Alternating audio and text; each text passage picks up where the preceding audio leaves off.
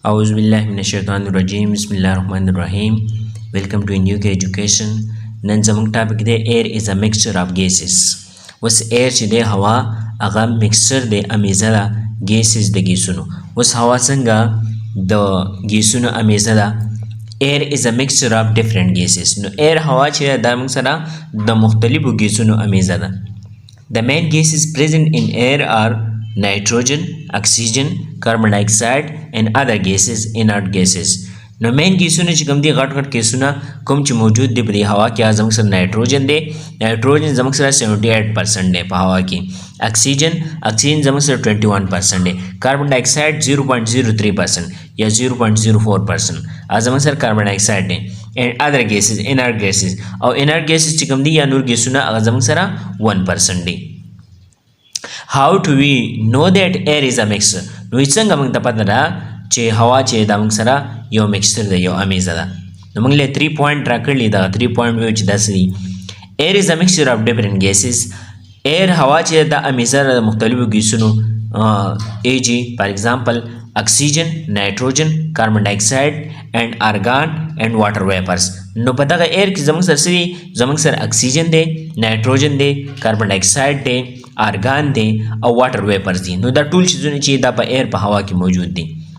اټس کمپوزیشن چینج فرام پلیس ټو پلیس او د دې کمپوزیشن چې کوم دی هغه د یو ځای نه بل ځای ته چې کله دا هوا ځي نو د دې کمپوزیشن هغه بدلیږي and time to time او د وخت تر وخت سره او د پلیس سره چې کله دا بدلی نو هغې سره د دې کمپوزیشن بناوټ هغه چې هغه بدلیږي را بدلیږي. فار ایگزامپل مثلا the percentage of oxygen become lesser at high altitudes.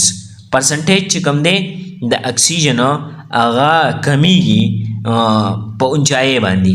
کله چې سړی اوچت ځای ته لاړ شي یعنې غره سر ته وخیږي نو غره سر باندې صحیح په هغې باندې اکسیجن چې دی دغه کمی اکسیجن کمی. similarly دغه شانته کې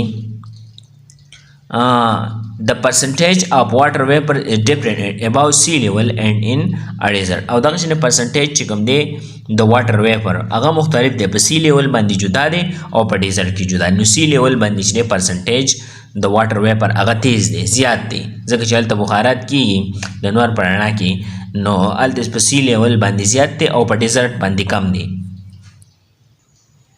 The component gases present in air can be separated by physical methods. نو دویم نمبر زموږ سره دی چې کمپوننټس کوم دي آزاد ګیسونو کوم چې موجود دي په هوا کې نو هغه سپریټ کېږي، هغه جدا کېږي د یو بل نه په فزیکل میتھډس باندې. کوم فزیکل میتھډس چې دي نو په هغې باندې په ایر کې چې کوم ګیسز دي نو هغه جدا کېږي. فریکشنل ډسټیلیشن چې هغې ته فریکشنل ډسټیلیشن ویلی کېږي چې په دغه باندې د هوا دا کمپوننټ جدا کېږي. دریم نمبر پوینټ دی د ګیسز پریزنټ ان ایر shows their properties. نو ګیسز کوم چې موجود دي په هوا کې نو هغه خپل ټول پراپرټیز چې کوم دي هغه شو کوي، هغه ښیي اور ریټین یا برقرار ساتي، برقرار رکھنا هغه برقرار ساتي. خالا دې موږ ته وایي پوینټ ټو پاونډر when you added an aspirin tablet to water. وایي کله چې تاسو ډسپرین ګولۍ چې دي هغه اوبو ته واچوئ would it be a mixture or a compound؟ نو دا به زموږ سره مکسچر که کمپاوند وای. کله چې موږ ډسپرین چې د اوبو ته واچو دا په اوبو کې حل شي نو دا زموږ سره مکسچر جوړ کړو، دې موږ سره یو امیزه جوړه کړه.